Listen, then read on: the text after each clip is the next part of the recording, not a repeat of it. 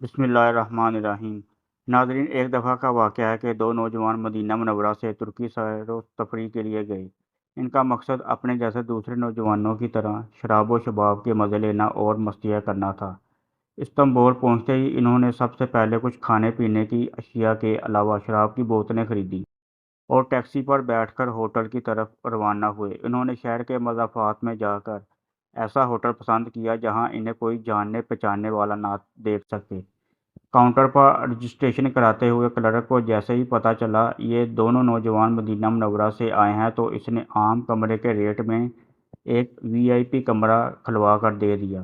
آس پاس کے تمام لوگوں کو جب پتہ چلا کہ یہ لوگ مدینہ سے آئے ہیں، انہیں ملنے ان کے ہوٹل میں آ گئے ہیں، ان کی خوشی دیدنی تھی۔ جب سب لوگ چلے گئے تو دونوں کمرے میں پہنچے اور بس بوتلیں کھول کر معدے میں انڈیلنے بیٹھ گئے۔ ایک تو کم ظرف نکلا، کچھ ہی دیر میں نشے سے دھت بے سدھ سو ہو گیا، جبکہ دوسرا نیم مدہوش باقی کی بوتلوں کو کل کے لیے چھوڑ کر سو گیا۔ ان کو سوتے کچھ ہی دیر گزری ہوگی کہ کسی نے دروازہ کھٹکھٹایا۔ صبح کے 4:30 بجے تھے۔ ایک نے غنودگی میں اٹھ کر دروازہ کھولا تو سامنے کاؤنٹر کلرک کھڑا تھا۔ کہنے لگا کہ ہمارے امام مسجد نے یہ جان کر کہ ہوٹل میں مدینہ شریف سے 2 آدمی آ کر ٹھہرے ہوئے ہیں، نماز پڑھانے سے انکار کر دیا ہے کہ وہ ایسی بے ادبی ہرگز نہیں کر سکتا۔ ہم لوگ آپ کا مسجد میں انتظار کر رہے ہیں، آپ جلدی سے تیار ہو کر آ جائیں۔ اس جوان کو یہ بات سن کر حیرت کا شدید جھٹکا لگا۔ اس نے جلدی سے اپنے دوسرے ساتھی کو جگا کر بتایا کہ صورتحال ایسی ہو گئی ہے، اور پوچھا کیا تجھے کچھ قرآن شریف یاد ہے؟ دوسرے ساتھی نے کہا ہاں، گزارے لائق قرآن شریف تو یاد ہے، مگر لوگوں کی امامت کراؤں ایسا نہ کبھی سوچا ہے اور نہ ہی کراؤں گا۔ دونوں سر جوڑ کر بیٹھ گئے اور لگے سوچنے کہ اس گلے آن پڑی مصیبت سے کیسے جان چھڑائیں۔ اسی اثنا میں ایک بار پھر دروازہ کھٹکھٹا۔ کاؤنٹر کلرک کہہ رہا تھا بھائیو جلدی کرو، ہم لوگ مسجد میں آپ کے انتظار میں ہیں، کہیں نماز میں دیر نہ ہو جائے۔ ایک کے بعد دوسرے نے بھاگ کر غسل کیا، جلدی سے تیار ہو کر نیچے مسجد پہنچے۔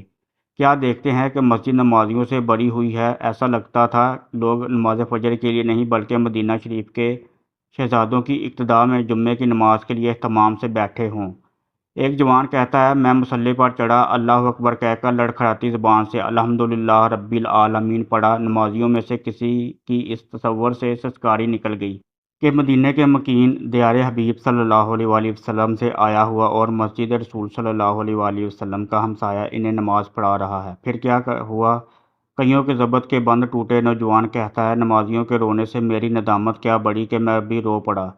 سورہ فاتحہ کے بعد میں نے پڑھی تو محض سورۃ الاخلاص ہی، مگر اپنے پورے اخلاص کے ساتھ۔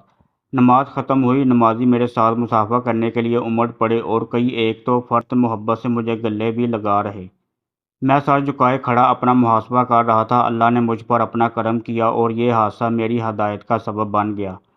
پھر اس کے بعد ان دونوں نے سچے دل سے توبہ کی اور سچے مومن بن گئے۔